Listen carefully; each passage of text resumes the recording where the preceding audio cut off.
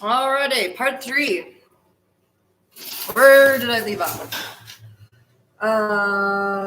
Redberg's gang. Okay, so we had some experience with Redberg's castle, the black crosses, the giant hamburger, all the covert things that went on in that part of town.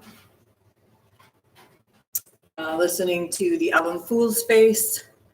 We're observing you while you're observing us. AI games that went on with that time period. Now, what happened after the Redberg's castle incidents and shutting down certain operations and their adrenochrome burger feeding trough that was everybody was just coming to. I'll fast forward into the future a little bit here. It got very bizarre. It's all very bizarre, so just bear with me. Fast forwarding into the future, payback for exposing Redberg's burgers was a time period where I literally wake up in a black Mustang and I'm looking over at the seat and I'm sitting in front of the Cuckoo Bird restaurant. There's a burger on the seat. This is when they started doing like the V2K, the voice to skull, brain chips and other technology interfaces. I had a laptop in the car, a cell phone, and other things. And somebody was telling me in my head to eat the hamburger, giving me instructions, directions. So I was very furious and I read it this time, like, what the hell is going on? Because it was called body entrapment days is what they were doing. So we had to break out of those periods of time and beat the game and beat the AI and other things that were trying to work against us that had nothing to do with the good faction that was part of the Secret Space Force. So I go into the Cuckoo Bird. I refused to eat the hamburger because we were very disgusted with any type of meat, any type of hamburger, and he didn't trust it. And plus the guy who ran the Cuckoo Bird burgers, he kind of looked like a loony himself too, not as bad or vampiric as Red, of course, because Red was body jumping into other people and we could recognize his signature anywhere. So I go into the bathroom in the Cuckoo Bird restaurant, and the bathrooms are really tiny. It's all small. It's a very odd place. And I'm in the women's bathroom trying to figure out how to get the hell out of the situation. And because it's very dense and it's like being in like a body imprisonment when you're embodied in a form that you do not want to be tethered to, and then trying to find out where your real body is. Or they threaten you in your head to destroy your real body and other threats that keep you going on their little charades and their little games and their little errands and assignments to continue to have you continue to do errands, assignments for them and keep working for them, essentially. So I look in the mirror and I realize I've been a man's body who's named Justin that has videos called Random Land on YouTube, and somebody tells me to get out of the bathroom, and I'm like, why? What are you talking about? So we had to deal with a lot of mental games like that, a lot of mental torture things, a lot of tricks of the trade. It's complex like spiritual science, because the first trick that they ever did was back in Cassville when we were faced with this like morning challenge obstacle course of the fog man that would appear behind like 2 huge stones of fog. And then you would see this reptile that was standing there, reptilian with red eyes, kind of green scales in his face. And then you would have to, that was your target, your mission. You had to take him out because we were taken there before it was even a populated area. So we knew it very well. So what they did with John is that since part of his mind was still stuck in like a machine and like AI scanning his brain, sometimes he didn't know the difference of past, present, or future time streams or timelines or dreams and reality. And what he was capable of is in his own physical embodiment, because they had used him for so much. He kind of got enmeshed with different things. It was kind of like a sponge for a lot of negativity. So at times you actually had to protect yourself from him, defend yourself from him, like shaking off a wet blanket, because he also was carrying around baggage and a passenger, which was a Nephilim attachment to him. So at one point in time, me and Caspol charge up to the fog man, the reptilian man, and we had a knife, and we were trying to like attack this person, this creature, this thing, this enemy, and stab it in the neck. So what happened is that they tricked John in that second to think that he was that body, that persona, that character in that moment, to basically mess with his head, to torture him, to have his friends trying to attack him, and then have him all confused, not knowing why. So he should have just broke out of trying to view through that person's body instead of trying to splice himself into me and Caspol's body instead. So it was like double effort, double work sometimes when things would become a schism like that or a problem and complex situations would arise like that. Plus you're mixing and you're basically quantum entangling with maybe something from a future time stream that's like enmeshing or being viewed from the future in that present moment. So you had to recognize like energy signatures and a combination of things, and it would cause mental anxiety and consciousness abrasions, I would say, to have to recognize patterns and things so quickly in certain moments, and then try to understand what time period they were coming in from, or if it was mixed with something else.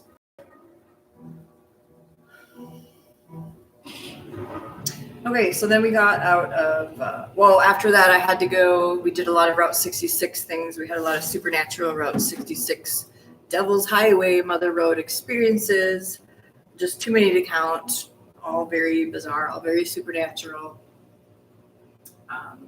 We even had shovels sometimes in certain graveyards, going back to document things, moved some things around at certain points. Like I said, Route 66 was supposed to be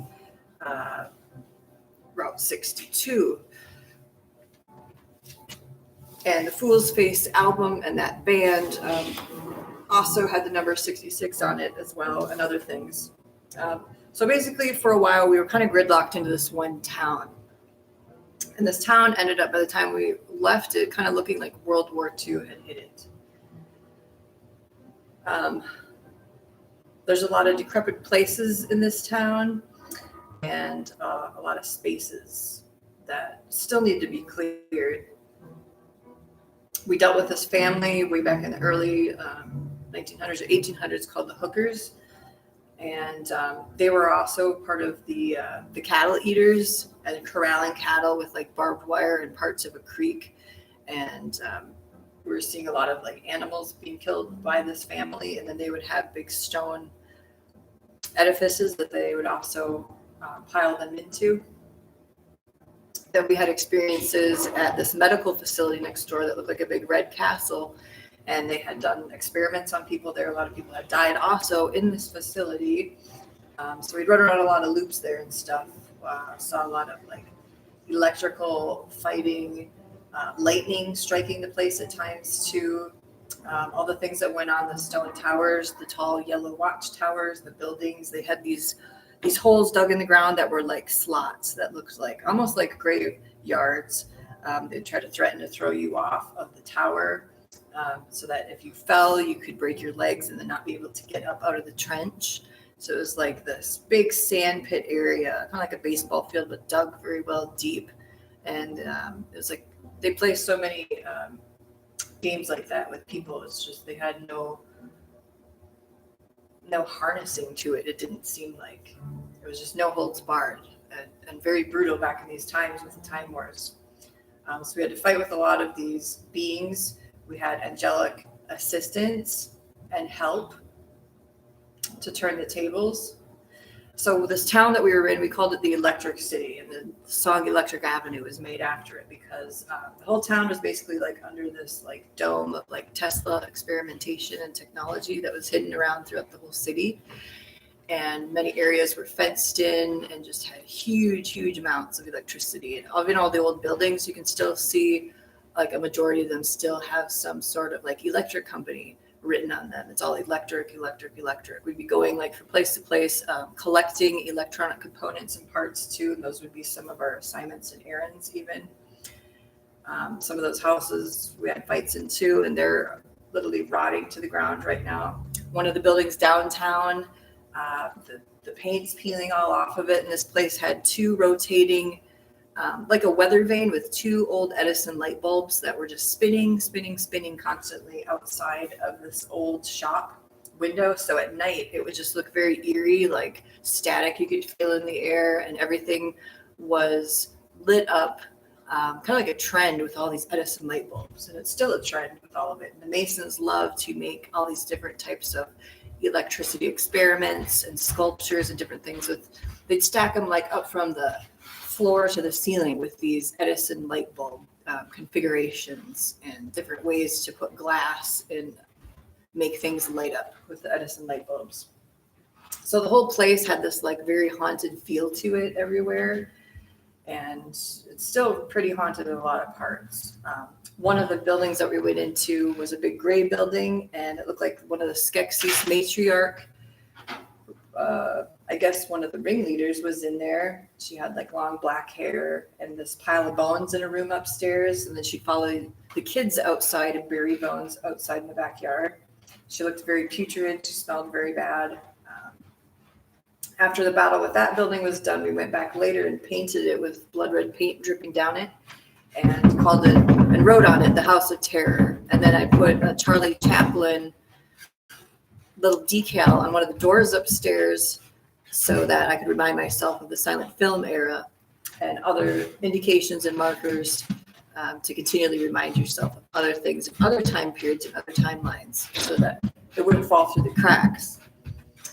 This backyard of this building just had huge chunks taken out of the grass, and it was very uneven. It looked like a backbone.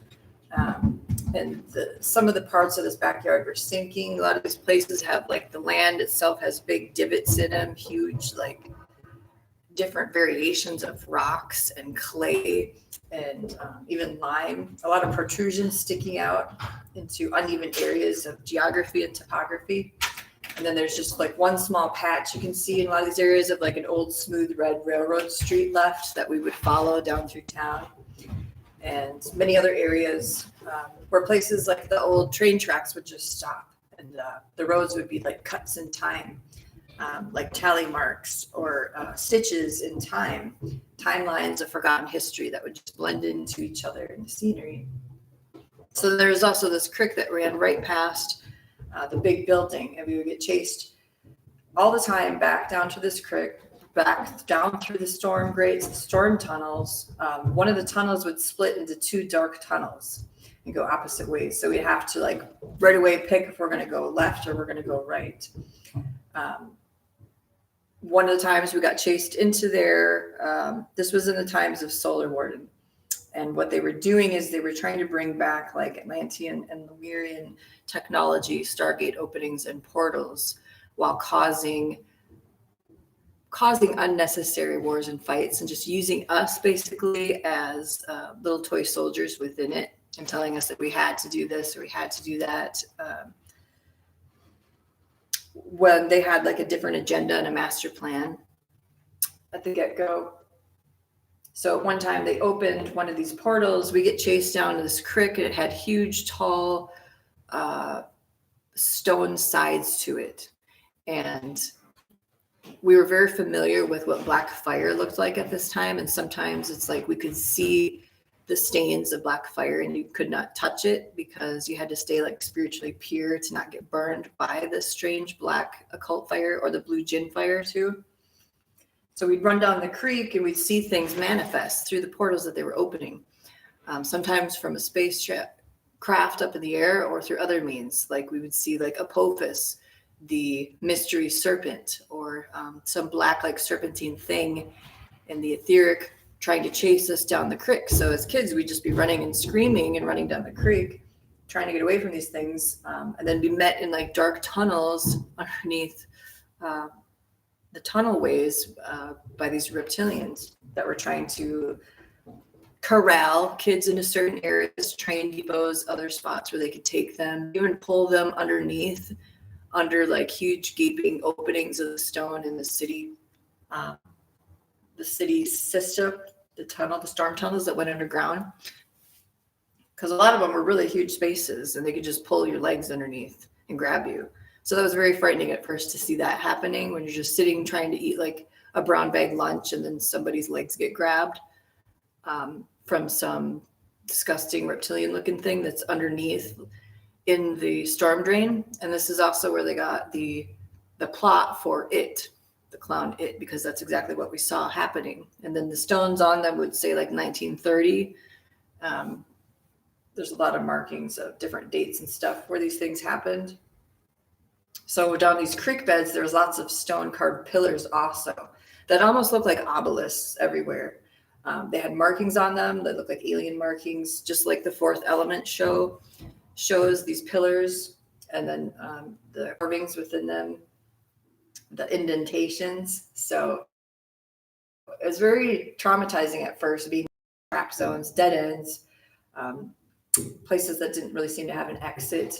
So then you have to call on God for help a lot of times. And like in those dark tunnels where the creek went underneath certain roads, sometimes like an angel would show up, or sometimes the light of Christ would show up underneath there so that you didn't get grabbed and taken further into the underground systems. And your eyes would have light so that you could actually see. It's like a little flashlight would go on sometimes in kids' eyes, and it would stop their panic. Because a lot of kids didn't climb up on the sides of the walls because a lot of things were cursed, and it felt like you were kind of like a rat in like a little labyrinth a lot of times. And we felt like this, like boxcar children, because we'd get dropped off always at the train depot and then have to like find each other and frantically look for each other through hundreds of people at the train depot, which they also put in the Sondheim musical. A lot of those music sounds in the Sondheim musical were also things that we had watched in theaters and had been deeply ingrained and programmed into us, like the foxy man that was a grocer, the man who looked like a reptilian, hundreds of people getting off the train constantly, things like that. Songs about being crazy, lots of other sexual overtone songs came with the whole Sondheim playlist set. So another building downtown also had it was like a warehouse district.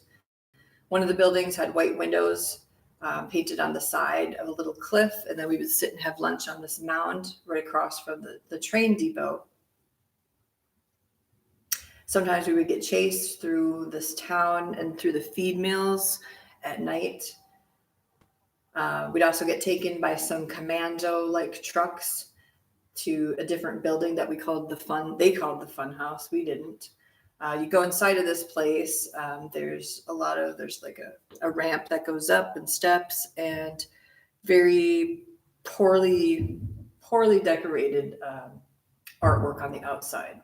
I'd always go into Alter when I looked at this like really crappy, crummy picture of Goofy sitting in a rocking chair before the door, and then he had these lazy, weird, creepy eyes that would just stare at you when you walk past it, and they just have to shake that off and go into Alter, because it's like you look at Goofy falling off his rocker and then realize you couldn't be like that and get Goofy, so you would try to keep it together. In this place, it goes up about 10 stories. And then there was also a big tunnel doorway that went into the underground networks, which probably right now connects to like craft and other things too. So at first John would fall into like the illusions and like think like blades were coming out of the walls, or his fingers were getting cut up or something. Then I just look at him like, are you okay? And of course there'd be no blood on his fingers or anything. And then sometimes he'd snap out of it, and other things that happen to the other kids like that to repel illusions and to stay in true moments. There's another kid with us whose name was, I'll just say A. His handlers called him bad names sometimes. He had like his composure weakened throughout a lot of this, and being taken in these command squad unit cars all the way to Nevada all the way across the country and back, and being put through a lot of situations. Other times they would have this other vehicle where they would stare at the headlights of it and the writings on it, and then they would trigger us into this like primal rage intense mode to be able to go into this abandoned warehouse district. They also had, what's very strange is they had like 2 homeless guys one time in this warehouse district. Certain cars, headlights would show up at night. We'd go in there.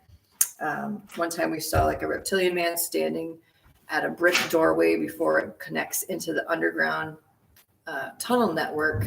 And he would have like, a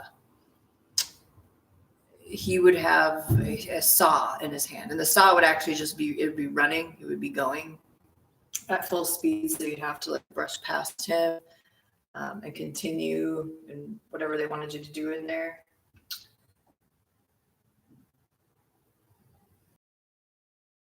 We also saw a giant fight in this town. We saw like huge electrical outbursts of energy coming from one brick area that was a corner of like a brick parking lot.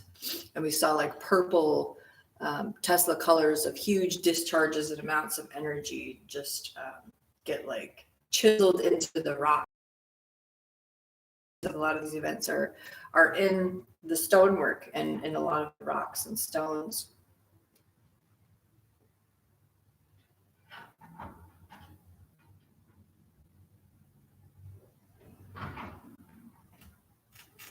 We were also chased back, like I said, into the car graveyards.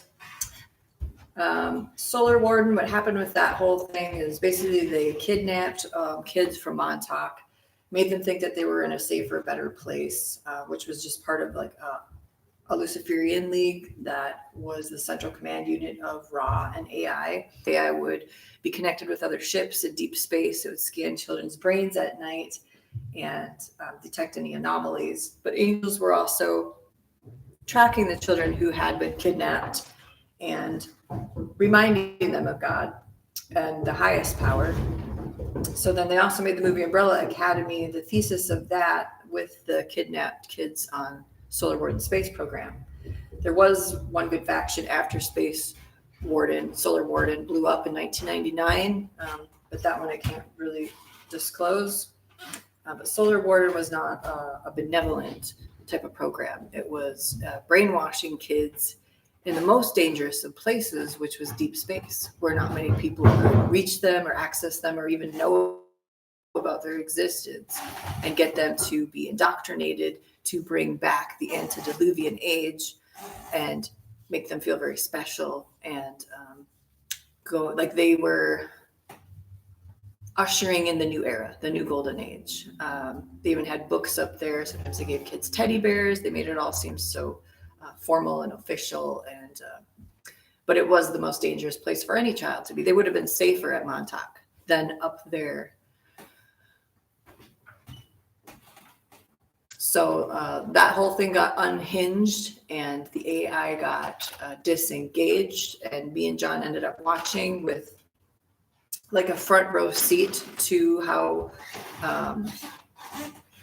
the whole Solar Warden ship blew up in the air above the place by where the railroad station was, where we had so many loops and times that we were there. It seemed like we were there just hundreds of times. So Solar Warden was basically a UFO cult. They always have to have, the false counterweight, fit way to Elohim, the White Brotherhood, Lodges of Light, lots of things that they embed into the New Age and spin with like maybe one truth and 99% lies. So it was just like that. There was a leader. We had white uniforms on, a triangle, marking you as one of the special ones, the Psi soldiers. So they pandered to our weaknesses and vanity, and anything the enemy knew he could use against us, he did in the guise of goodness. Because what it was a false light. It was more of a fiber optic light. It wasn't purity, because you can't ever replicate purity. You can only receive it. You can only counterfeit the appearance of purity. They didn't have any type of purity, these people. And it was a lot of compromise and taking over humans that were on these spacecrafts, convincing kids over time that like their DNA was powering the ships, and then blackmailed them later if they went into non-compliance or breaking protocols of the system that they'd never give their DNA back to them. And then they just keep copying clones of them forever and recycle them back into the time machine or other lives that they would spin, or shoot them out into a black hole in space, other things like that. He told each kid a different story, the leader. And some kids thought that they were like a reincarnated queen from Atlantis or Lemuria, or somebody so special that the universe depended on you. Mission critical for the survival of the human race. R-Type, the false space family. They were space frauds, though. False indoctrination, brainwashing kids like candy baits, corrupting their core designs that the real creator had intended for them to carry out to bring him back glory and honor. So, I mean, the leader even went so far as to say, like, I'm the only one who can lead you to the eternal city, because I am the only one who has the DNA. You know, they always say the same type of lies, the same veins that they run through to get you to worship the leader and not the real creator of the universe, and to keep your eyes off of him. So they had different options for us. Plasma streams would come in through the AI. The AI would talk and communicate with the other ships that were in the Luciferian League. Like, you could receive a purple array spectrum or different types of plasma. And this, receiving those types of things from AI commands, only made the kids more complicit and more worse.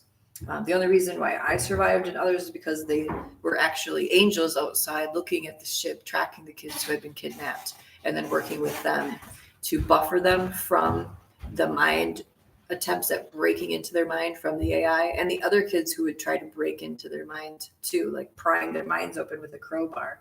Because if they knew that you weren't like in that type of hive mind with the AI constantly scanning your dreams and scanning everybody at night, like it was like a ping that went on in deep space. Because when you're in like a vacuum space or deep space, it goes like long frequency, long wave distances more than anywhere, especially up there. So it can detect vibrations and other things and aberrations more easily. And I would have so much information that I was already hiding that then the AI would scan my dreams at night. It would be having hiccups, and then everyone on deck and in the other ships would hear it. It would be like, she's hiding information.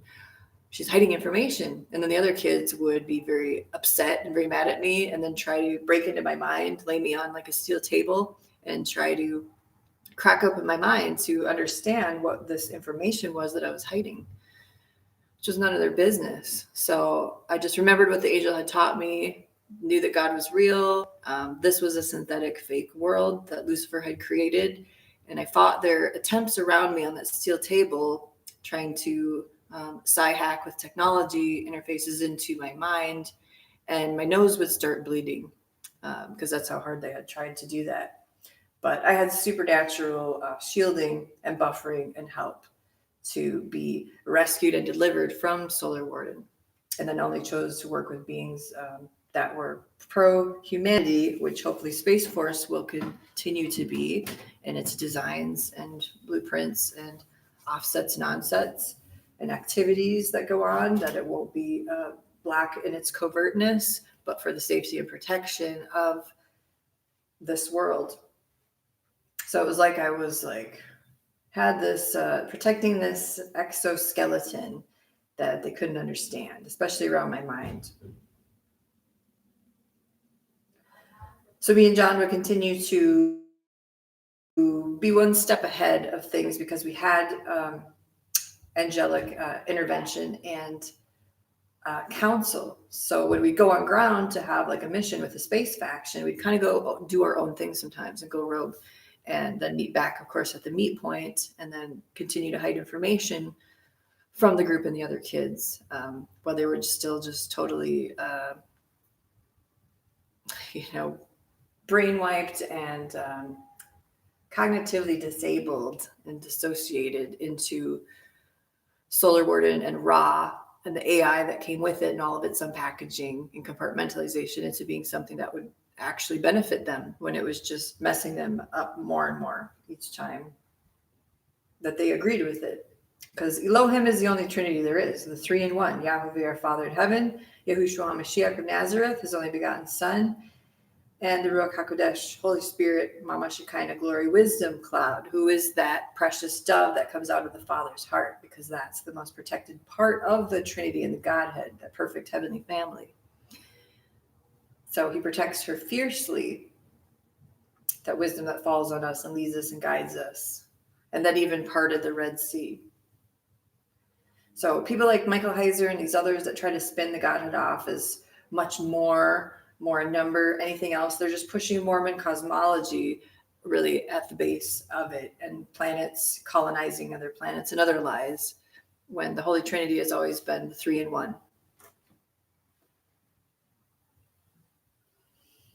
Okay, so the kids on ground, they were getting chased all through this town, through storm drains, through the storm tunnels. Sometimes they would put stones on the sides if they could trap kids in those tunnels underground, because they can go through objects, a lot of these interdimensional. So like if you're stuck in a tunnel underground, they would literally just come step right in when you're down there. And then the kids would really freak out.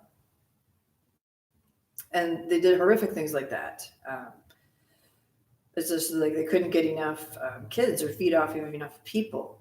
We saw that there was many manufactured beings, which is also really good. I think Fantastic Beasts from on ships that would actually just manufacture and create like hybrids or other things, like in an archive system, because what they would do and what they have done before the late, right, with the pattern, the rhythm, I guess, the rhythm of how the Masons were laying down their grid work at the same time, and all the different types of Masonic factions that we fought in old men's societies. What they would do is that the Vatican was working along with that type of space force, and it kept an archive of reprobates on Earth, because it has the catalog of the registers of all souls born, the World Bank, and other things.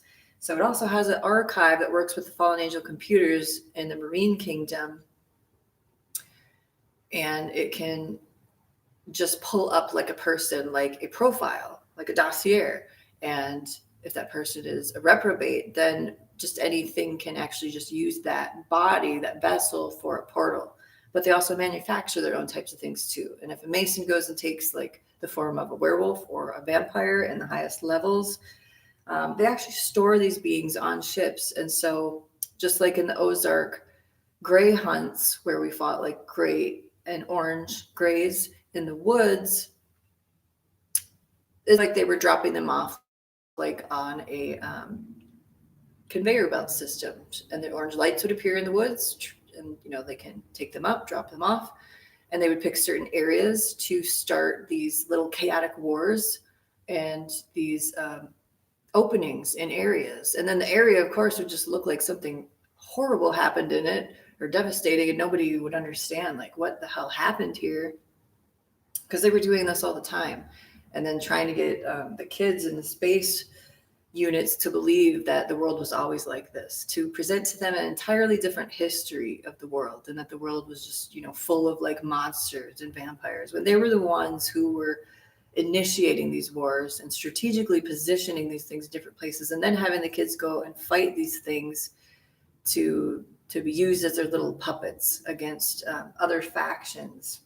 Because Lemuria and Atlantis were two different things, and those old factions and those type of antediluvians and those type of old archetypes will never stop wanting to come back, and they will never stop wanting to recreate what they created back then, and to have their combat zones and their dominion. It's all about their thrones, the dominions, the principalities, and tearing down strongholds in high places. And it all initiated from the stars, which was the war in heaven that came here. So we kind of got the tail end, seeing firsthand what they were doing in Solar Warden and other things. And it was all based on these demiurge impulses and baseless desires that was wreaking chaos and havoc in certain places and time zones and geographical areas and zones that they had zoned and mapped out. And we could see from the craft a lot of schematics and a lot of things that they were doing. but it wasn't good, the things that they were trying to initiate and communicate here. And then if you didn't go along with it, the AI Ra would say like it is fatal, fatal, fatal. So then they'd actually throw down things like spikes or rods from the craft. You know, Israel's got the rods of God, weapons technology. There's other things like that too that can be deployed from spaceships that are similar but are of a varying nature too. So when we got very rebellious and knew that that spaceship was going to meet its demise and end and saw into the future streams of what was going to happen, refused to cooperate with it anymore, to not have our hands on deck and to not let it access or utilize us anymore. So what they did is they threw me and John into this park and shot out these like rods at us as we were running through like this baseball field area that was like not in the public view, but way down on this hill. And so we had to run around and not get hit by these things. And then they put that later on in a music video, and then put in the video a picture of like these rods sticking up out from an area with these street lights in Lauren's Cherry Moon, which also has a werewolf cherry tree path connotation to it of Little Red Riding Hood and how that story came to be, which had to do with Solar Warden too, and a little game they played. So at the park that this happened at later on, decades later, they ended up putting these white rods and columns that were all chaotically positioned together right at the front of the park. And they would threaten you with things like that and put you through different scenarios to try to find a common ground.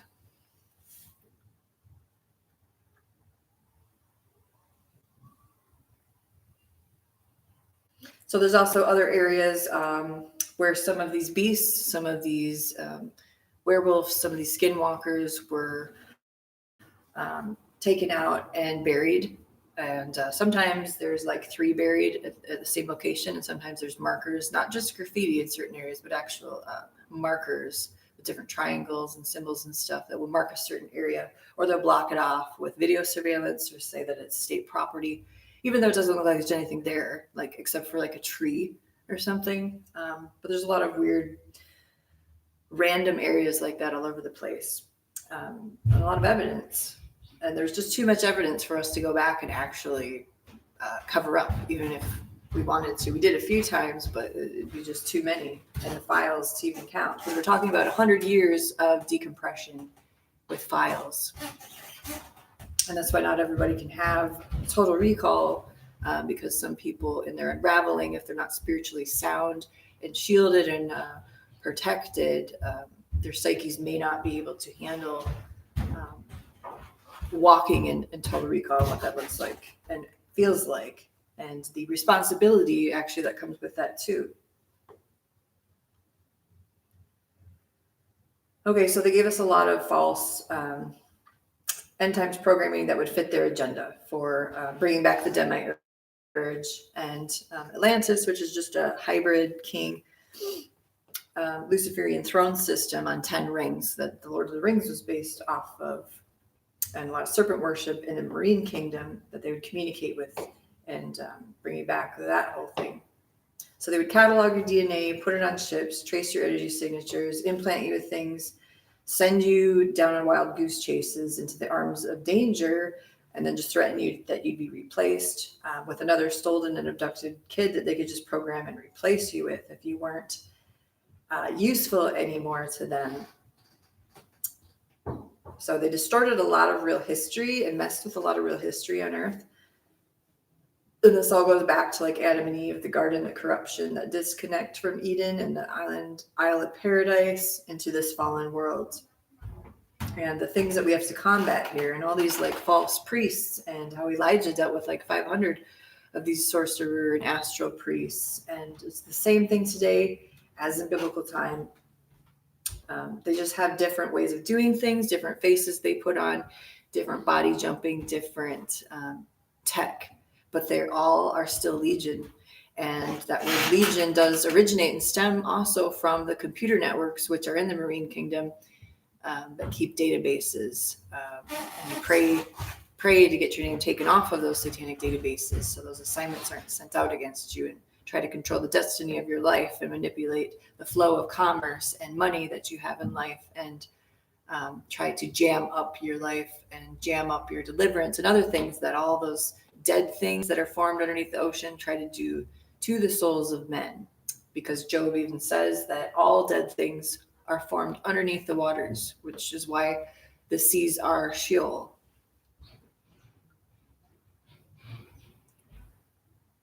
So Lucifer had Legion, the name Legion, also digitized into gang stalking and electronic forms of harassment, and was always like revamping the system.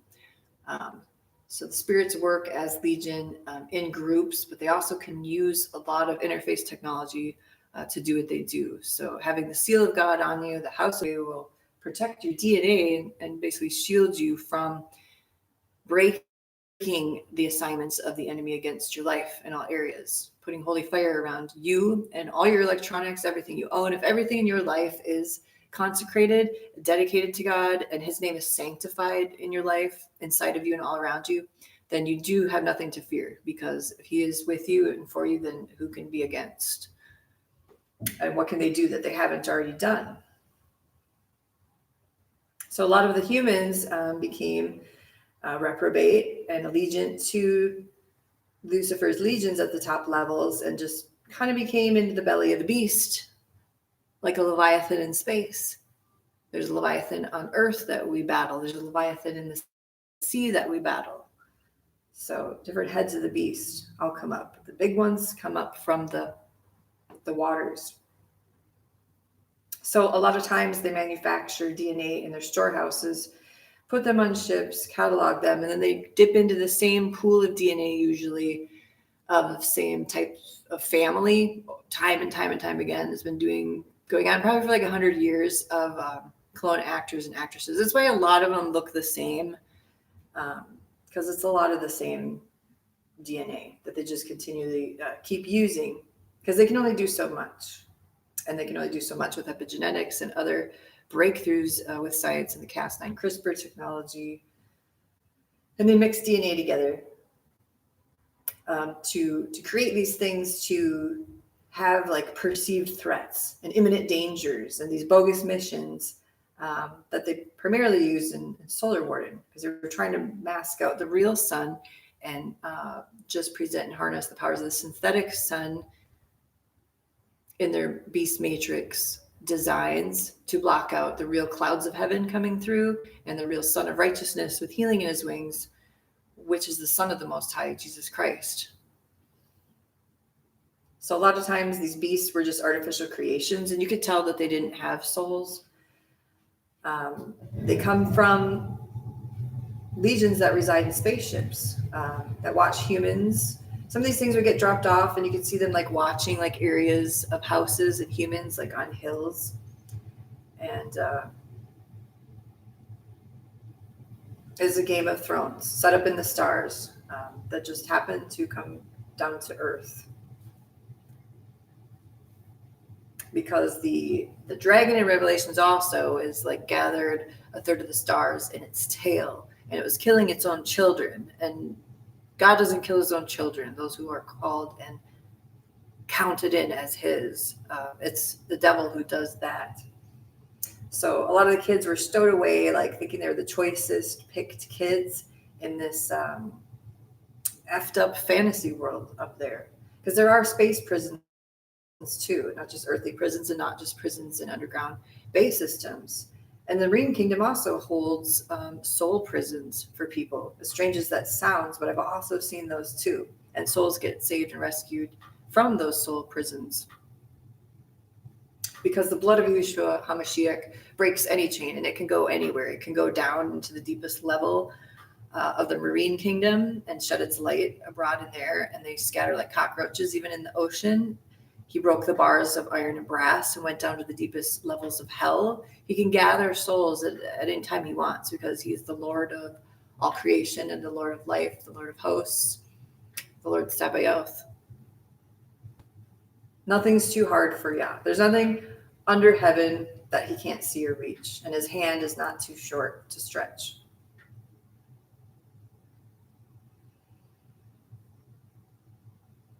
So basically, I saw the enemy's plans in space, not just on Earth. These people who were controlling Solar Warden were masters of deceit. There were no family of mine. A lot of their plans had to be stopped. So just like in ancient times, how Yahweh snuffed out Ra's lights for 3 days and it all went black, the same thing happened and the Ra's spaceship blew up. So you could actually hear like this drowning, like AI, prideful, delusional AI voices coming out from the sky when we saw the ship explode in the sky. It's like drowning AI, but it was pretty cool. So the Lord had better plans for some of these abducted kids to not continue to be shuffled around in these types of amnesia and manipulations. But they had to choose him first in order to be delivered and rescued, and to know the difference between his kingdom and these other kingdoms that operate on earth. Because there's many kingdoms, and the devil showed the Savior all the kingdoms of the earth, even to the elemental realms. So the kids that submitted, they're the ones who saw like the overall designs and then had advantages over the enemy's plans. They allowed themselves to let that seed of faith grow in them, to change their hearts of stone, so that they didn't want to like grow up to be killers. They wanted to be used for some greater purpose, which is heaven's armies. Because the Lord then can step into you. He can use you. He can work with you, because then he can become the gardener and the caretaker of your souls. And that's more powerful than anything on earth, having the creator of the universe live inside of you. So at many points, I knew that I was forgiven. I was received and loved by God, who was the most high power over any of these things, and that he had chose me basically in that spaceship to be put back in there to be a stealthy tool to be used for his kingdom and a greater kingdom that had better advances and better purposes and plans. Because I knew all of the secret space program secrets. So I kind of felt like a bomb inside sometimes, but very happy because I knew that I was being primed and prepped to be a vessel for the Lord instead, and not these other crazy factions. Because this is a battle for our minds and it's a battle for our souls.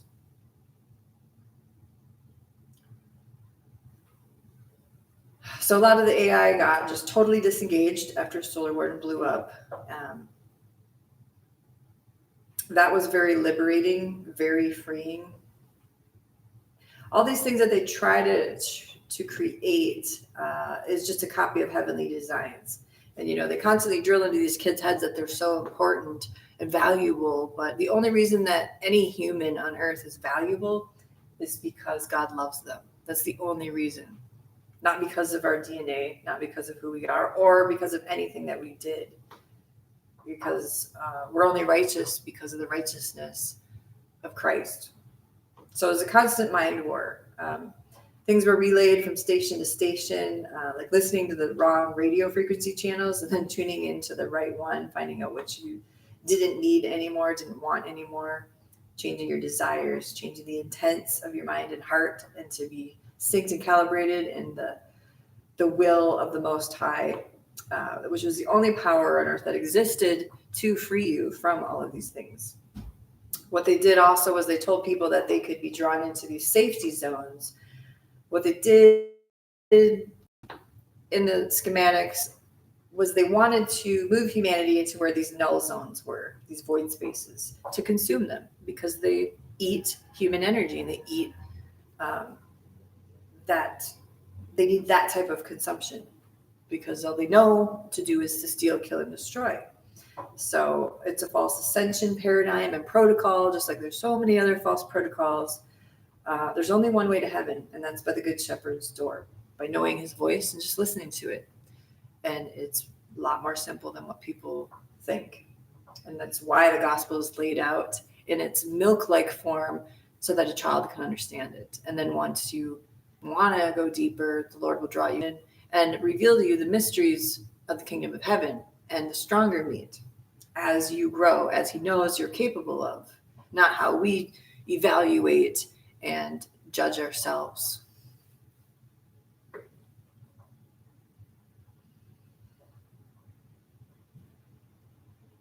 Sometimes we would get dropped off on missions in like schoolhouses. We were in lots of various different types of schoolhouses. We saw many different playwrights, ornate theaters. We had like showdowns in parking lots with some of these theaters in the time wars, and being chased around certain places. And it was kind of funny actually, because we're in different time periods, and sometimes we would go back and we like knew an area so well that and we had seen like much higher tech on trains and other things, and even time tech on trains, which they call jump trains. And so like if we were getting chased, say like in an earlier time period by like somebody in a buggy or something and horses, it was just comical because we knew how to be faster than that, and kind of like where the spiritual potholes were through the town, since we had known the town so well. And then there was a period of time that was where the movie V was established from. A lot of names were called V, starting with a V, from Abraham Valine's little monster house in the middle of nowhere on the Buffalo River, and the graveyards there, to other people with the name V and V theaters, from St. Louis to many other different areas. It's like a V club, and they even had billboards like join the V club. And then things with like Lions Club on them and other things with the letter V written all over them in red.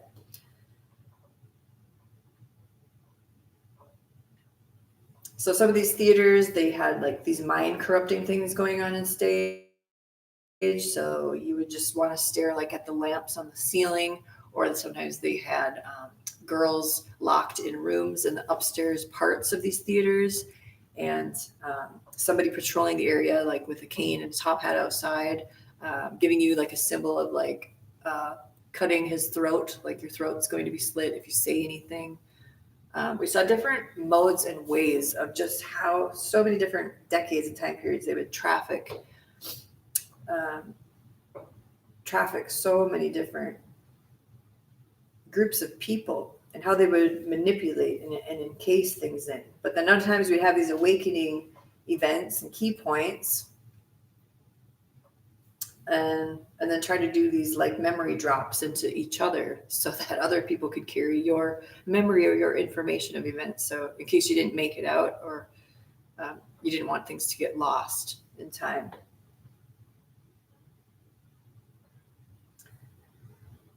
So the kids that were in Solar Ward, they were told a lot of lies. I mean, they even told them not to trust their memories. They made up so many technical reasons why. High complex NLP type of scripts. The bullshit was so thick with them that it's just you had to cut through it with a knife. And the only thing that could cut through it is the sword of the Spirit, to divide and dispel any lies and any illusions from real truth and what agendas were, to present everything and see things for exactly how they were, and to keep that mindset. To how to read people's eyes, how to know if they were lying, how to read body movements.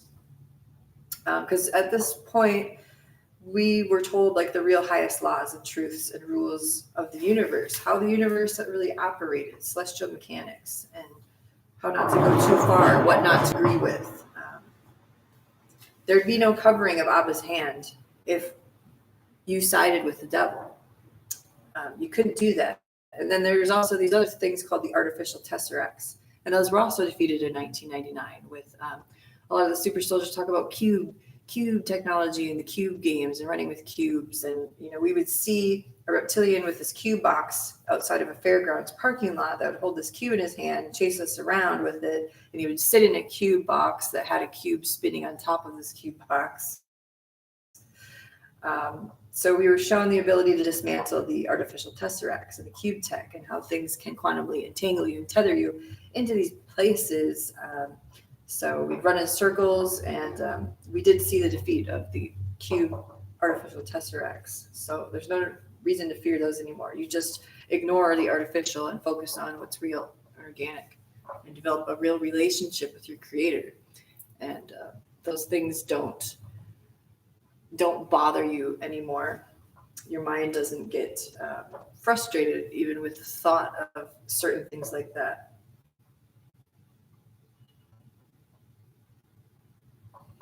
So much has already been defeated.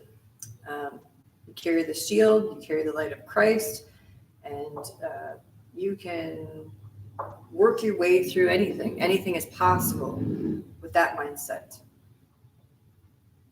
So AI still scripted artificial scripts and narratives and objectives. It would try to lure kids into bases and stuff.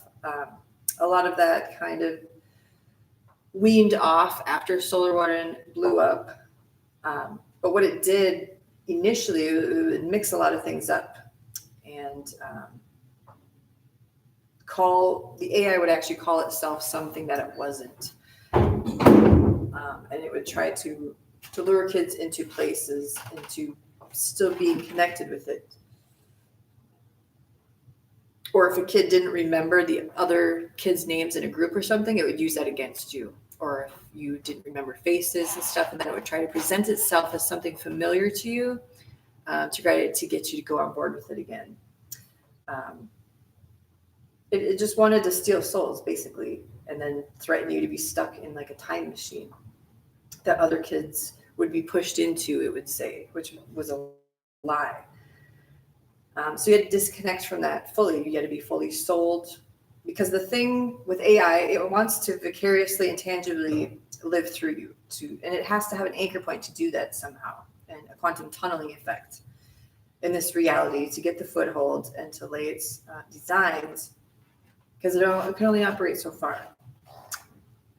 And so sometimes it would actually use kids' eyes to look through and kids' brains to operate from like a platform. So you got to understand spiritual warfare to understand like how forces work through people to get to other people and what's really going on and what pure intent is versus the malevolent intent. Finding O is about finding the operation too. But despite of all the bad things we saw, all the monstrous things we saw, me and a kid, Sean, would also, on the flip side, see God do amazing things, despite the fact that SolarWinds was still active at that time and the time travel program, how it used to be. We had the best side deal with the real space master, though, the master of the universe, versus the fake ones, the White Brotherhood of the Light, that were in league with Lucifer, warring with their own factions. Because a house divided against itself will fall. And that's exactly how the devil operates. He's divided completely. And a divided mind is enmity against God. So they use kids like toys and baits and weapons of theirs to gain different territorial ground in certain places and to lay grid work.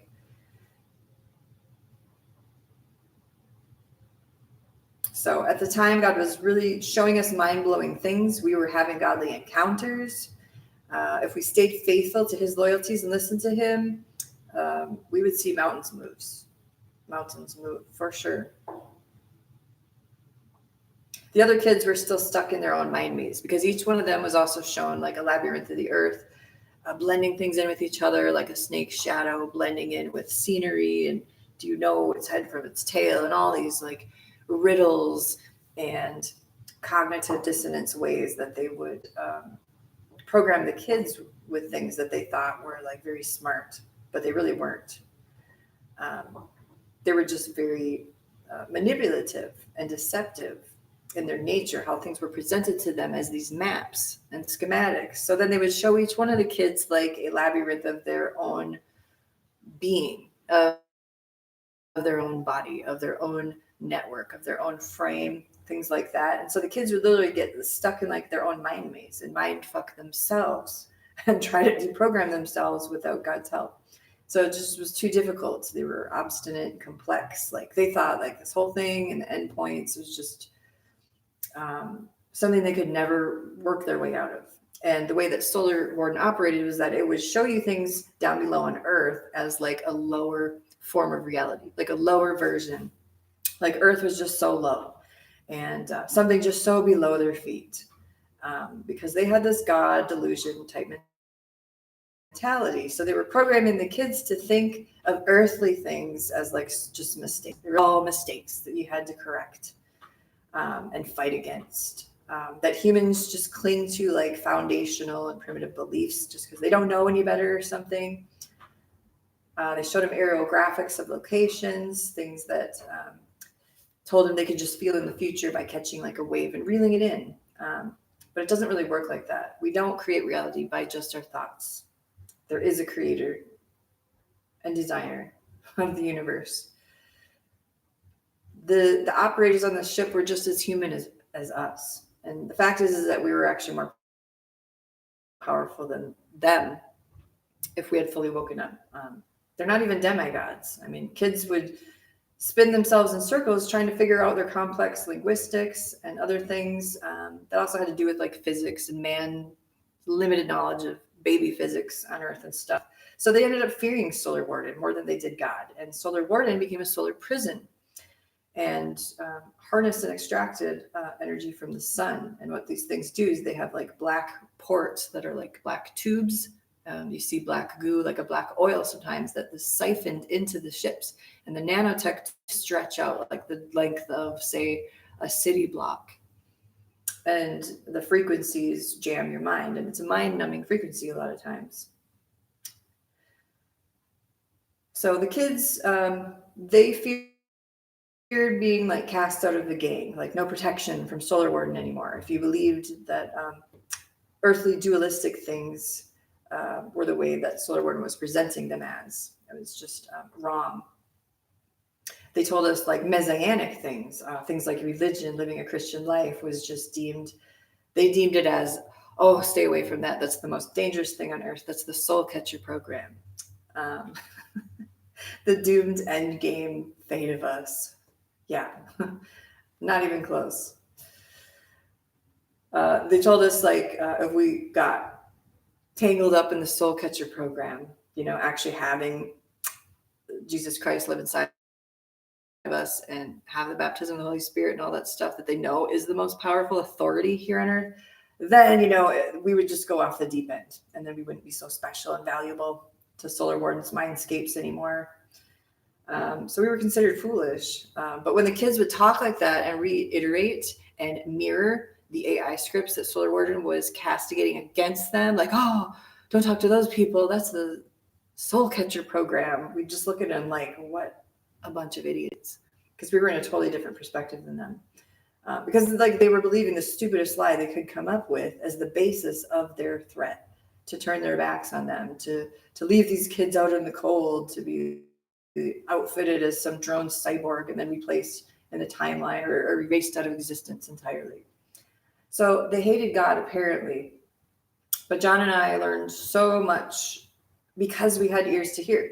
The scales fall off our eyes, our hearts. We could just see how deep of a hole we were in, what had happened, where we were, and what the future held for us. God's hand really was there working with us.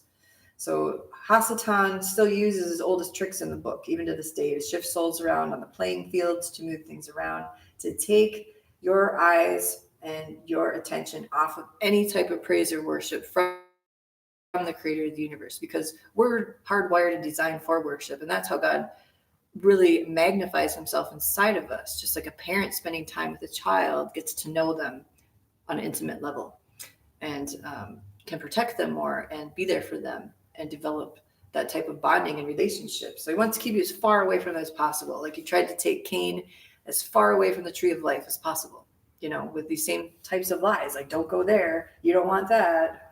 Its trees are for the healing of all nations. Why would you want to even go near that thing and sit under its shade and be planted as a tree of life yourself, never needing or wanting anything, like a strong oak by living water? Why would you want that? So they manipulate a lot of things. They try to diminish God out of the equation so that life actually, because life makes sense with God. Without him, it doesn't. So they're not operating.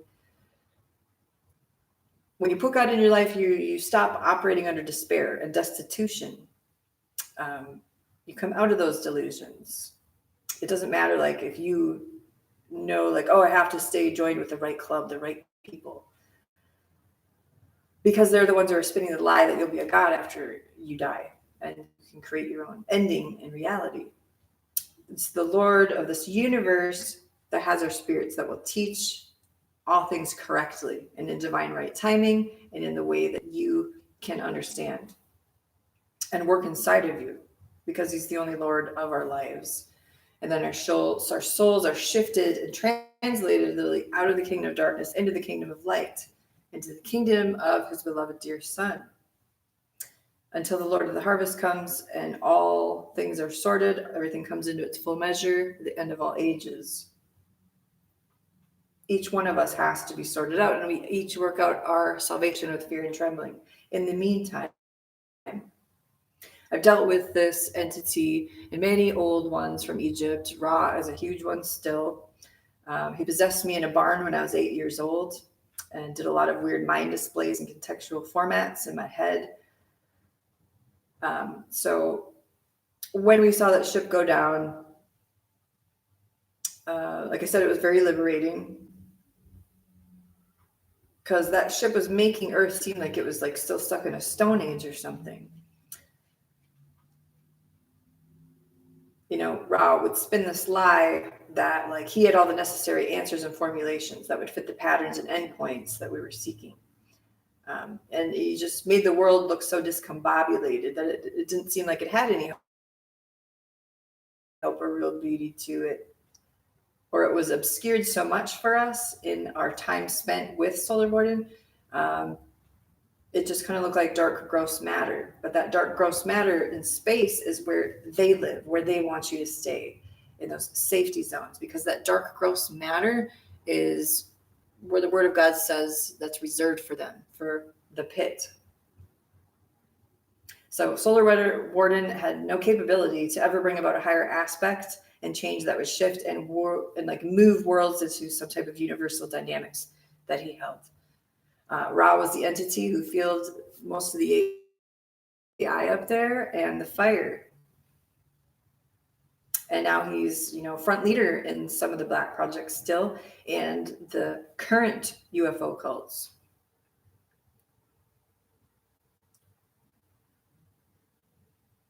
So Yahushua has authority over hell. These people that would side with Ra and try to tell little children that God's word is a lie, they will pay severely for it. It will be like a millstone tied to their necks, dragged to the bottom of the ocean. Anyone who puts a stumbling block before his precious little ones, they're all damned. There were nothing more than like contortion artists who show kids things beyond what their imaginations know, and then twist the scope of reality and creation and all the matter in this life into some sort of dim and distant version of some like lost world you're recklessly trying to recreate in your own strength and in your own perfect diagram and blueprint. So a lot of kids got lost in that, what they were trying to show them. And then they forgot simple treasures, simple aspects of heaven, where they came from, and appreciated beauty in the flaws of this world. Peace of mind is God's great assurance that everything will work out now for the good of all those who love him. In the end, all creation will be completed in its perfect peace and its perfect timing. So a lot of these kids gave the enemy legal rights, gave the kingdom of darkness legal rights over them. They became addicted to drama, adrenaline, strife, negative attention, instead of replacing it with the peace that passeth understanding and the love of God to wash them clean and to help them. Because healing only occurs when we have this communion with the Trinity, because then we become living light temples on earth. But our eye still needs to be single with the glory of God, only seeing him, focusing on him, his face, seeking his face, seeking his heart, seeking his mind, and obeying the first commandment, which is loving him with all of our mind, all of our strength. Because it's not up to us to save the world. We do the witnessing. He, the Lord God Almighty, in his perfect ways does the saving. And we overcome by the blood of the Lamb and the word of our testimony, which knocks Satan off of his throne. And all our testimonies only uplift Yah's throne and bring his favor into our lives and our perspective and focus when we proclaim his goodness over things and over our own lives. And that becomes the highest reality beyond any weights and measures that the Masonic grid has or any of it. So we don't be ignorant of the devices of the devil, and you study and you show yourself approved by spending time with him.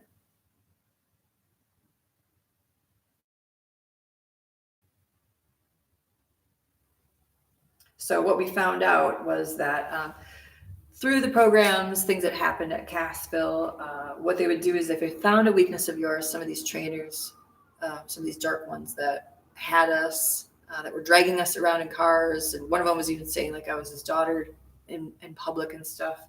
What they would do is if they would see a weakness of yours, they would exploit it, and it would embarrass you in front of the group and other things. So on the flip side, what I learned is that what the Lord does is that in our weakness, the Lord comes in and makes us strong, and it's by his strength that he exposes all things in us because he shines the light on everything. And it's more freedom than you could ever imagine. He doesn't minimize us and ridicule us into fitting into some tiered program system or becoming a better super soldier. He just equips the called and makes them qualified. He becomes your strength, your fortress, your strong tower that Migdal owes. And then he's all that you need to rely on. And the shield of faith grows and his light shines through so much that it can blind others. It can be a weapon. His light is a weapon against dark things, but it's healing to those things who abide in its light. So what he does is that he protects the weak with his wing, and he makes them strong. He makes them strong by his spirit. That's why the meek will inherit the earth. He's the only thing that we need to rely on and to reel in and anchor into our futures. And that's the second coming. So he's the only sure thing that really is on earth, below the earth and in space, that foundation, cornerstone, that rock that we build our faith on to move those mountains. Because he even says like he'll chisel us and make us sharp tools, mighty weapons for his honor, power, and glory, to carve clefts into the mountains with. That's powerful. Not some man in a space suit or uniform that bleeds blood like you do and can die as a mortal. Trying to sell you some like snake oil to get you to go to some safety zone, eternal city that's based off of DNA, stolen DNA cataloging. So a lot of pure truth that comes directly from heaven gets watered down when it comes down here, because if it's not through the filter of the mind of Christ and that mantle and the helmet of salvation, that we become subjective to and make things objects of our own vain imaginations. And then those vain imaginations rise up against the Most High and give into the carnal mind. And then we're not walking in the spirit, but in the carnal flesh. So what that solar warden did too is it also like tried to replace the kids' need for understanding what sacrifice was. They told us nothing. Sacrifice wasn't necessary. They give us like their own version of what's acceptable and satisfied in God's eyes. Or they called the most high intention and replace things like that.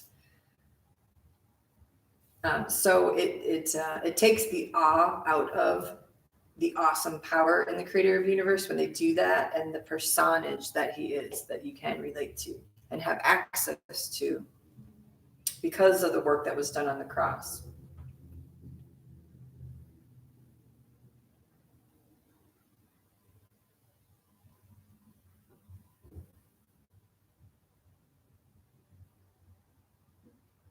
So you get the idols out of your heart.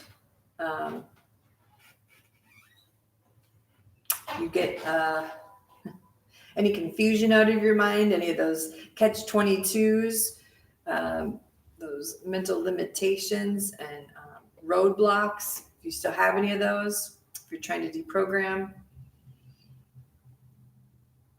Because what these people do too is they think and try to make people think like they hold all the cards. They call good evil, evil good. They even call the Torah codes that God wrote himself like a Babylonian demon code. They just twist so many things around in their perverseness, but they do it for their own damnation. These kids also believe that the programmers had like an infinity mirror to put them in a cybernetic outfitted body and use their DNA for colony ships and space colonization. They were shown artificial timelines, future narratives, threats of recalling real memories or motives behind the program, different things that they would know they could push each child with, show them like holograms, holographic realities. What the enemy can do is it can make composite parts of us, because the fallen angels were angels at one time that knew about the creation dynamics, but they're still limited with it. So what they can do is they can create composite parts and like digitized forms, binary codes and stuff of our soul and then of our spirit or of our consciousness or of our mind, or try to redirect consciousness through microwave frequencies and other things, and echelon and tempest and other things. Segmenting things differently. They wanted to present Earth's history as segmented differently, that we had different genetics. They told the kids the Earth had blown up like hundreds of times. They tell these kids anything. All of these scripts. The Earth is not millions of years old. It's just not. They wanted the kids to believe like a space-time barrier was broken. Now they had opportunities to advance new civilizations, like as if God's plans were imperfect. They're not even completed yet or finished. It's like, how impatient are you? As if a perfect creator could have just messed up Earth so many times that it would just have to be restarted, and in a human's hands, they could just blow it up and, we'll just start everything from scratch again. They're the monkey-brained imperfect ones who are just grasping at straws now in the darkness, trying to get their grips still clung onto the shifting reality, which is that their fate is already sealed. So they need to stop using humans as bait. Humans have to stop giving them authority to use them as bait and as human templates and manifestation templates. They play things in space and on Earth. They play people like they're monkey in the middle or something. That was a favorite tool between the factions. But no matter what their plans are, a new heaven and a new earth is coming, and it's by God's hand and doing alone, not by any type of space fleet or any type of elite crew, any works of man. That's the strong delusion and being mind warped. Other kids were told they would become like this type of Maitreya figure or Antichrist figure in the future. Many different things. They kept on using this like revolving door with to see what would work with certain kids and what wouldn't, and subliminal insertions to change aspects of the mind. Okay, but they're not masters of space. Even if NRO has patches, they're masters of space. They're not. They're explorers of space at the most. Watchers of space, observers of space. Like some of these things, like an archival avatar assistant. So we need to graduate on God's terms, our creator's terms. These things were allowed, like time itself, okay, time's a force, not a system. It was allowed here and us to tangibly experience it. It was allowed by God to slow down matter here to help us in our experiential growth patterns to mature and graduate on his terms. His experiment, not in the hands of shadow players that make up eternal law as they pick and choose and go along their malleable, inconsequential saga of their own soul's dialogue. There's always been boundaries. There's always been set parameters. There's always been prescribed orders of things from the day of creation. And Yahweh knows our eternal dialogues, each one of them. He gives us tongues of angels even. He says in his word that he knows our soul groaning. He hears it all. When you can't even find words to express things, he hears and understands it. Nothing is beyond him, because all things are ever before him, because he's the beginning and the end, the Alpha and the Omega. So handing over all power and predetermined endings by shifting spiritual prelates and responsibilities onto them or they, and always using those terms, into these dire outcomes is just, in a sense, giving up when you always do things like that and continue to have a victim mentality or say you're a targeted individual. And it's just instead of facing reality and admitting that you create a lot of your own problems and admitting sins, omission of sins, things that are acknowledged and unacknowledged, and bringing them out into the light. The kids would just try to backtrack and cover up their wrongdoings, like covering up their tracks, because that's what their leaders were doing too. And they learned by example. So they stayed in their sins. Their sins buried a lot of these kids. And the sad thing is that their sins still exist. Things like Solar Warden told kids that sin doesn't even exist, that there were no sides. They were just literally above everything, on top of the world, calling all the shots like a pro-human or an enemy combatant, that they were comfortable living like that. It was easier to sink into lies, succumb, and feel sorry for yourself than working through your own problems and breaking through the programming. So they would just like cripple you with shame, bury you with things like guilt, and accuse you of things, because that's what the great accuser does. He's the best lawyer and knows the word better than any of us. So that's why we have to know the word and have it written in our hearts. So you got to look at what's real, keep going along with the real calling on your life, not with these other protocols and words like that, made up words to keep you a mental prisoner in a mind war. Opposing forces are here to propel good souls to change and advance more towards going home, and knowing that you got to know that this place isn't complete yet and it's not our home. And there are dividing lines. The reason why we came here and why Yahushua came here was to bring a sword. He conquered death. We come alive in his body and are resurrected in that. He sets a variance with things, sets a variance with us, with one against another. It's all in his hands. His hands still flow eternal goodness. No matter what goes on, he's still good every day. And real pleasure comes from there, real satisfaction, real fulfillment. The kids also open themselves up to attachments through like DMT and DMA, neurotropics, psychotropics, and other things.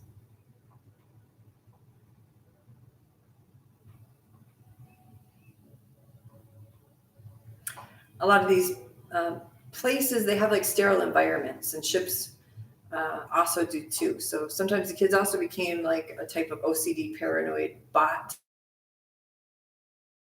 type acting things, because you always had to have like strict composure and act accordingly,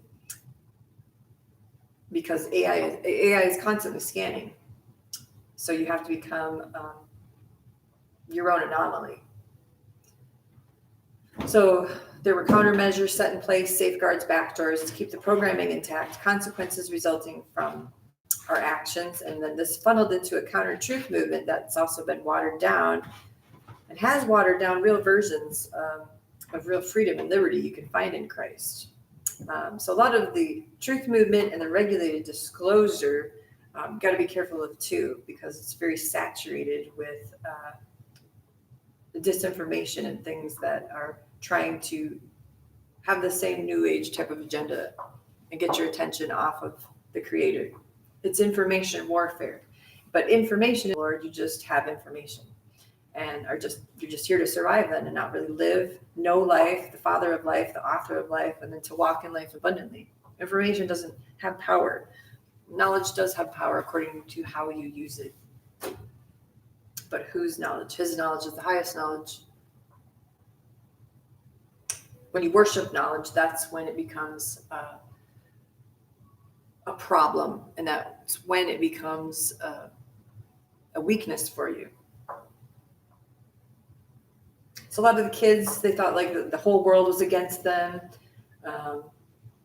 They would just break if they put back. If they were put back, they were just so fragile and special. They had to be hidden away like in the spaceship forever until the world was recreated and remade by time travel tech and other various means. So there's countless lies of Legion. It's all they do. They also do like soul sex cloning center games, other things like that, other perversion. They're skinwalkers. But the thing is that the kids didn't realize right away is that it didn't have to be that way. To go along with those things. A child of God can't be possessed. They can only be demonized once you are set free. When you're walking in the kingdom of light, you don't have these types of manifestations. You don't see these things. To us, back then, it was just normal. We literally thought the world was just like that, and that we'd see reptilian manifestations in people, our caretakers, everybody around us, our doctors, our dentists. It was literally everywhere around us, and that's to make you feel entrapped. But when you are walking in the kingdom of light, you see good things. You rely on and you feed off of the goodness of God, and you see what's in the kingdom of light, and then you stop seeing those things altogether. So if you're truly born again and you're truly spirit filled and truly set apart and trying to walk in holiness, you're not going to be seeing these types of things. And if you are, then there's probably something terribly wrong, unless it's something that God is showing you a vision of or showing you in spirit that he wants you to see. So every day, good work does still continue, despite the reality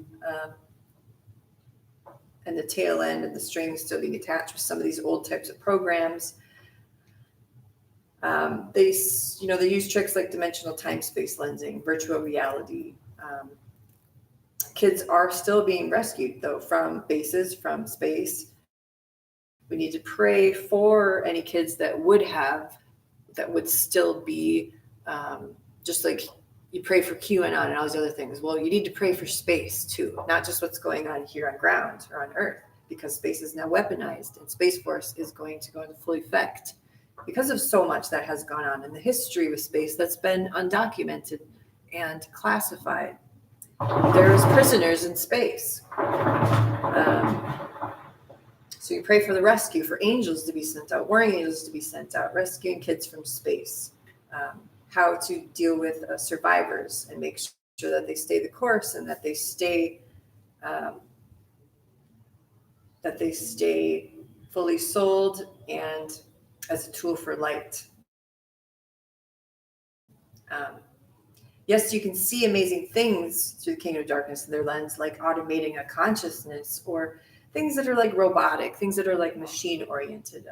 But that is not anything. It's pale in comparison compared to just what God can do with one flick of his finger. They use time tech uploading onto ships. They can steal abilities. They can steal healing powers, depending on where those powers come from. They have these types of things called demon ports, receiver ends, the fray I called it. Utilization of human suits, gray suits, bioinformation, leaks, hacks. We even saw blood pour out off of the deck onto a spaceship once. It was like black goo blood, servers. They use biomaterial up there too. But ultimately, through all these things and memory, our minds can be washed clean because God is our healer. No one can steal that from you. If you continue to believe lies, though, you're going to always have that access point. To think that like magicians or sorcerers have any type of power over you. That's all the synthetic realm. The Sadducees even called Yahushua an Egyptian necromancer. They were familiar with seeing dark arts like this, seeing people raised from the dead already. So that shows you that stuff is already going on. Haiti even has a law against necromancy even. They perceived it as an ability not for God, from God when Yahushua walked this earth. That's the false accuser right there coming out. God is no imitator or animator. He's the real thing. He's fully present, fully conscious, omniscient, omnipotent. And can resurrect anything, put souls in the lake of fire. All of them, in fact. The devil only tries to steal bodies and use these bodies to imitate life, like he wanted to steal Moses' body and imitate it. He's been doing the same thing, and he will do the same thing with the clone Jesus DNA. And use his light tricks to fool the masses with. So the black goo to me, this also reminds me of the antediluvian black boiling water, it says, that came out when the earth was flooded and the pillars cracked, the earth cracked, and these volcanoes were black, bubbling, thick water that were shaking the earth vehemently, and the earth was flooded. It's just a reference to me to like this black blood boiling plague that may come out, and that's been prophesied, these other types of plagues in the end days. So Solar Warden, when it crashed, all that got disengaged from us. If we had any like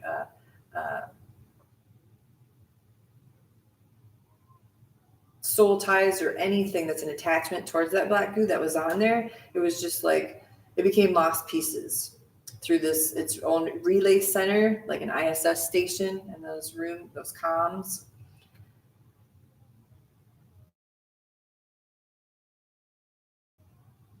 So the enemy has many cords he uses to tether us away from the kingdom of light, and the secret space program, the Solar Warden, was one of them.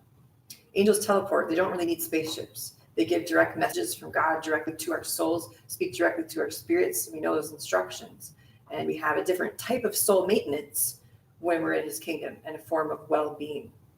What the fallen angels do is they give you false visions, lying signs and wonders, and then hook you into the carnal, so people start prophesying from their flesh, and then make everything they do an offense to God, and the words that come out of their mouths, because it's not God opening their mouths then, because his word, everything came and hangs from his word and his breath of life.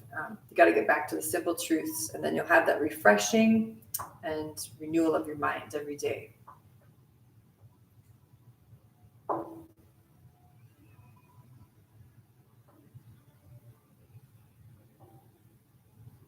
We saw different types of Freemason groups many times. One was called the Truth Laws. Some of these guys had, big swords. They look like jungle safari people. All their jewelry and vestiges and uniforms and stuff. I mean, we've literally seen it all. Every Masonic temple was basically a lot of the same type of things, but just different names, different symbols, but it all had the same type of feeling. And it's all based on,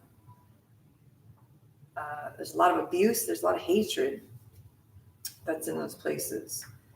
We saw a group of people actually get a child back from one of these lodges that was, the child was getting programmed in a coffin. So we saw these women from a church go up there and storm into there and then get the child out of that type of situation. So saw a lot of good things in moments of certain ground missions that we were on.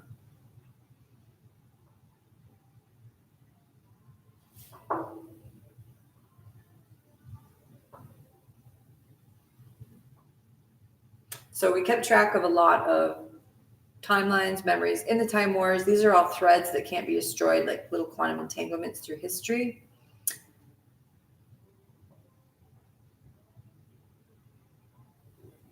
We saw the formations of Q, how evil would be put away forever in the end times.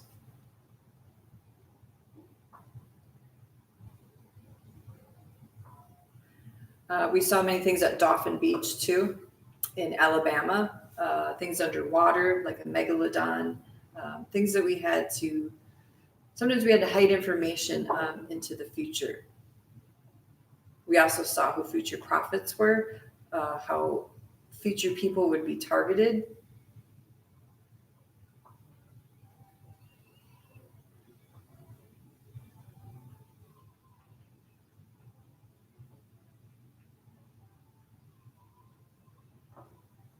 We also saw other types of creations.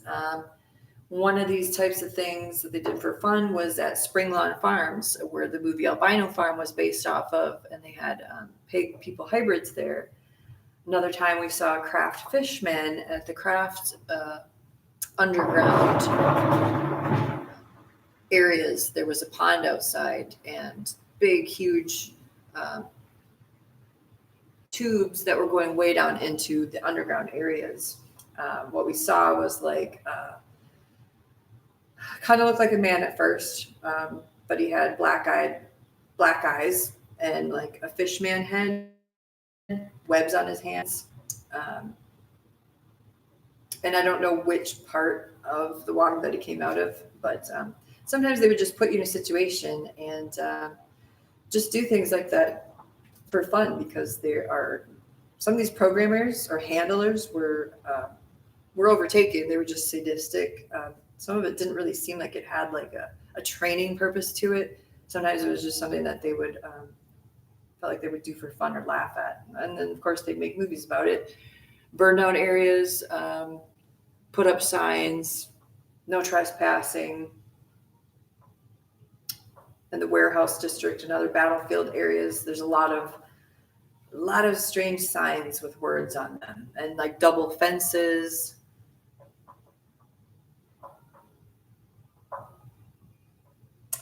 So that basically sums it up. Solar Warden blew up. We saw the fake sun simulator behind it, the EM fields surging, the simulacrum raw, his synthetic overlays glitching out, the ship going down, and the AI's voices of Legion sounding like they were going underneath water. We saw it was like an uneasy explosion that was like uncalibrated, and the standing scalar columnar waves that was wobbling at first, and then we heard this loud crackling sound like this mighty thunder and a ripple tearing through the sky, and these atmospheric currents that made a wave, and it felt like it flipped the ship in reverse backwards spin. And then we saw like this violent vibration and shaking start, and then the sun behind the ship looked like the solar eclipse happened for a second. That was turning itself inside out, and then the clouds changed around it. The sky itself kind of seemed to almost flip inside out in this portal looking point of interest. So it's kind of mesmerizing and anticipatory. It was suspenseful. We were viewing it intensely from down below, just on some cement steps, which they later made into a church.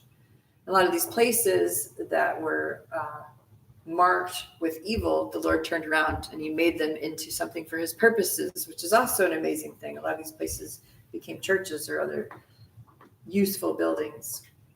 So we saw like crackling energy go out in every direction, kind of like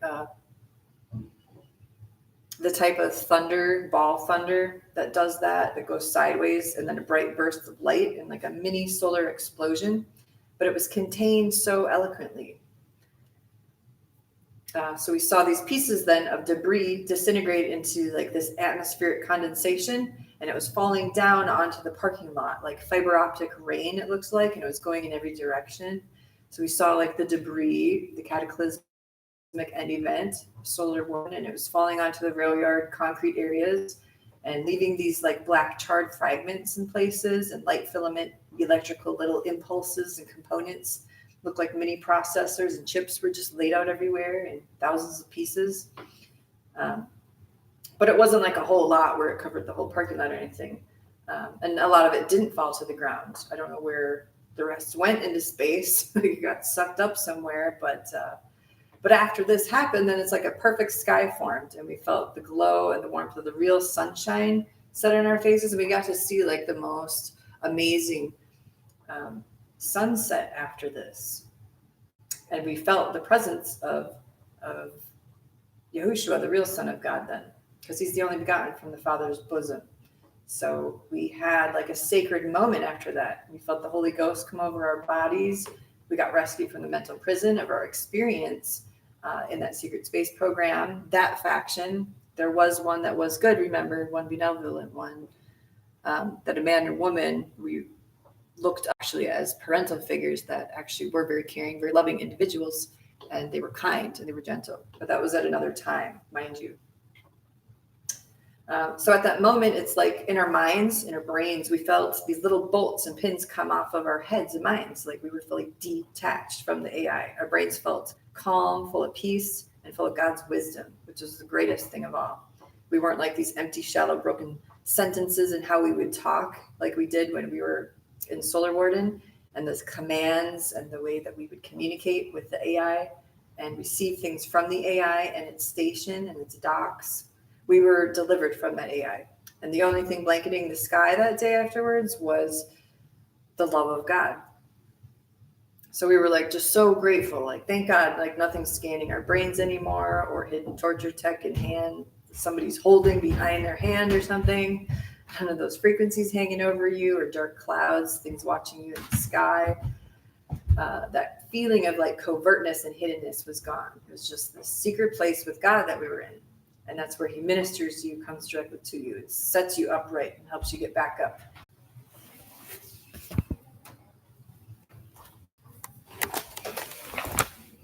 You find